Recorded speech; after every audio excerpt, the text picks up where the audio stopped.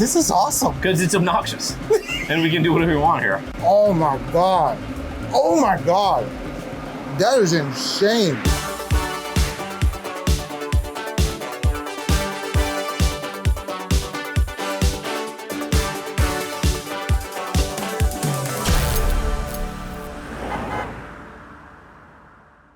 Hey, what's up? It's Luis with the ABR Roadshow, and we travel the country coast to coast to find the places where you need to eat at on a weekly basis. And today we are at an institution here in Kingston, Mass. This is called the Early Bird Cafe. And we're gonna head inside because this was just taken over in 2023 by a chef that actually beat Bobby Flay. Yes, that Bobby Flay. Let's head inside and meet Chef Stephen Coe.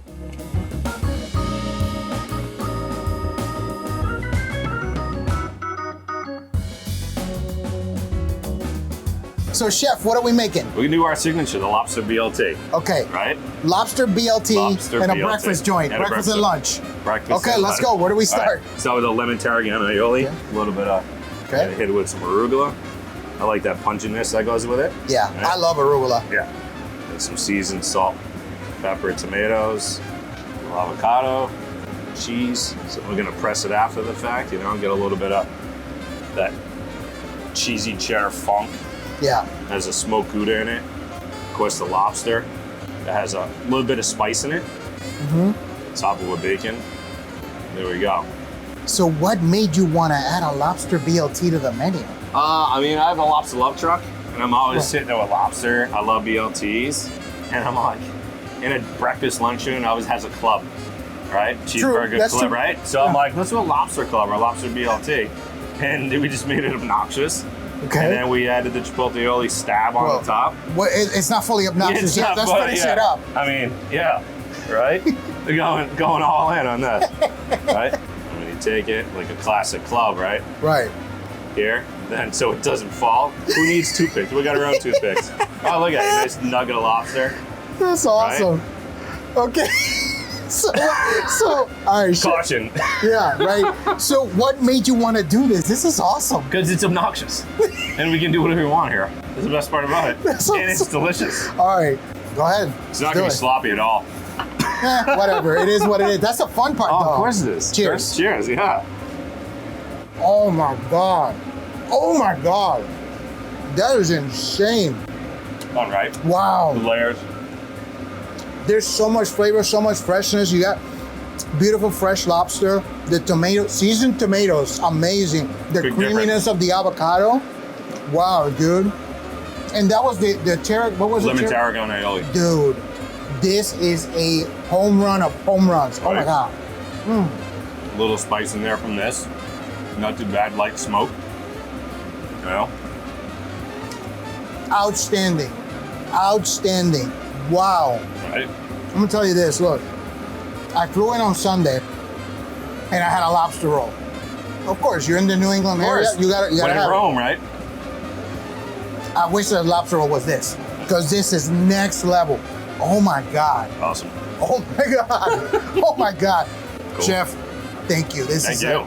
I'm never gonna forget this. This is unbelievable. So, what originally got you into cooking? My grandfather had an interest in a spot, just like the Early Bird, and then my mother always entertained, and I just got sucked into it. It was almost like I was brainwashed. That was it? I just rode the wave. And that actually took you and set you on the path that you've been on, right? Yeah, there's about a lot of paths. Oh, yeah? I went through the woods a few times, minus paths. But you also compete, and you still compete nowadays. Yes, I love competing. I like the adrenaline rush. Is it?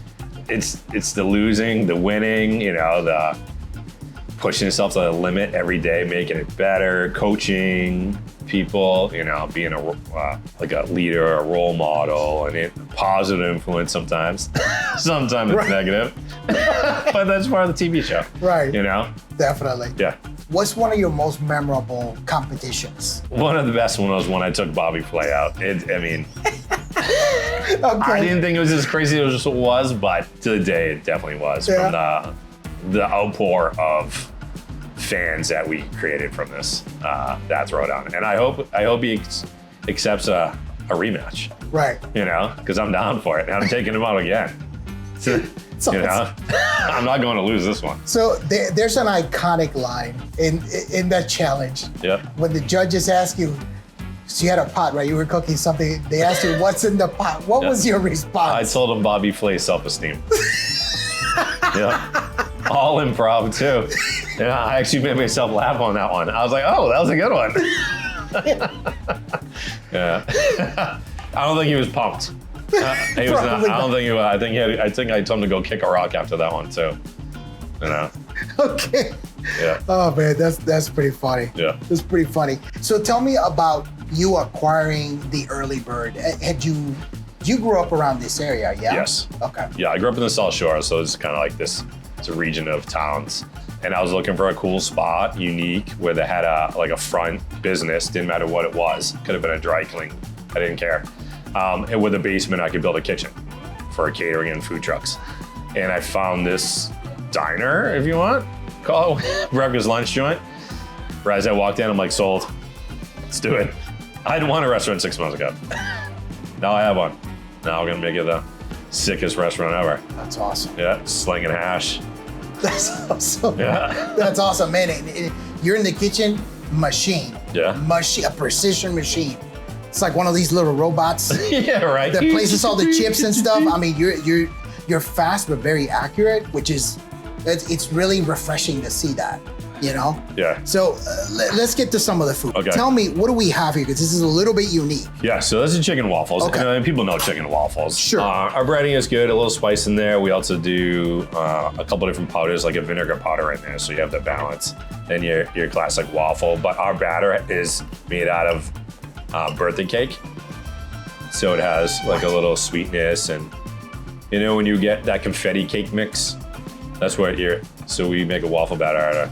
So what is that syrup that you put on top of? That's very different. We have a maple bacon jam on top of it. That's what it is. That chicken is super juicy. The crunch is amazing, but it's a light breading.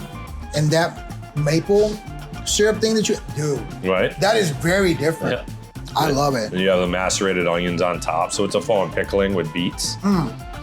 Just adds color, a little acid to it. That waffle's amazing too. It's got that perfect chew and everything. Let me try these onions. Very different, dude. I love this dish. Right? That chicken is no joke. Oh my God. This is one of the best chicken and waffles I've ever had. That's amazing. Now, let's get to this next dish, because you like to experiment. I do. Okay. I do. All right. So this is basically an homage to Dr. Seuss, yes. right? Yep. So what do we have? This is the green eggs and ham. Okay. So it's What made you add it to the menu? I like Dr. Seuss. I have 3 kids. I've been reading Dr. Seuss for 15 years now, and one of the best books is Green Eggs and Ham. It's one of the iconic. I think everybody does it, right? It's an American icon. Yes. And I wanted something cool in my restaurant as a benedict. So it's like playing an Italian benedict. You have your ciabatta, your arugula, prosciutto. So prosciutto is your ham. Then we pesto poach the eggs. Little basil hollandaise, so that's your green eggs. That's outstanding. And then you and I were talking in the kitchen, because I had never seen this before. But you had these little peppers right here. These are teardrop peppers. Yes. I'd never seen these before. And they're sweet. Yep. Got a little saltiness to them. Acidity happening there. This dish is unbelievable, man. Unbelievable. Yeah, those are fun. Just beautiful poached egg. So you have that lightness of the egg, the saltiness of prosciutto. I'm a huge fan of prosciutto. Yeah, right? Huge fan of prosciutto. Yeah. I have it at home all the time. Yeah, dude, it's outstanding. I mean, I knew that when I was gonna come here, the food was gonna be next. That one I was right. I just love your creativity and all these different things. I mean, because let's be honest, breakfast can be boring. Of course it is. Not here. No. Definitely not here. Yeah, I don't want a boring restaurant. No, this is.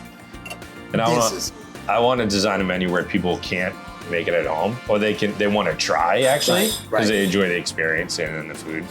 So when we pulled up, we saw the food trucks. You have 2 food trucks, right? 2 food trucks. So you have Lobster Love. Yes, Lobster Love. And then you have what's the other one? SWAT, the Culinary Assault. That's awesome. Yep. Okay, so tell me about Lobster Love. Lobster Love is actually one of the first food trucks allowed in Boston. We launched the food truck it's just a cool little red truck. We sling lobster rolls. Our number one is actually lobster quesadilla out of it. Great flavor profiles, Portuguese chowder, and we hit every farmer's market, breweries, festivals, and then we have the assault vehicle. Okay, so we were outside and you were showing me, oh yeah, it's a real SWAT vehicle. Okay, how did you acquire a SWAT vehicle and why did you decide to make it into a mobile kitchen? I found it at an auction, and originally I needed it for transport of barbecue equipment and clam bakes and stuff. And then I'm like, that'd be a cool brand to do as a food truck. And then over a couple drafts, we came up with Culinary SWAT, Culinary Assault. That's right. What it is. Yeah, SWAT, Culinary Assault. Absolutely. Absolutely.